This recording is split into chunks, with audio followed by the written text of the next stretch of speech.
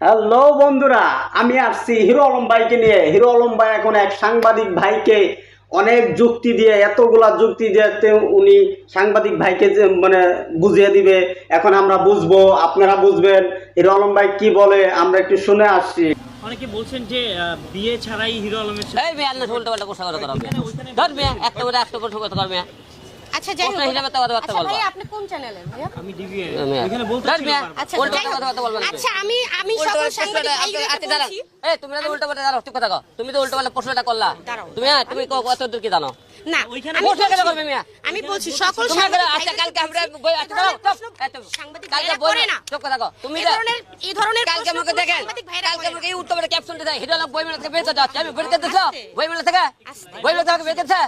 তুমি উল্টো পাল্টা ক্যাপশনটা বের দিতে আচ্ছা ছিল আমি আরেকটা কথা, আমার সকল সাংবাদিক ভাইদেরকে আমি বলছি এখানে আপনাকে তো প্রশ্ন করতেই পারে। না সবাই ভালো থাকবেন।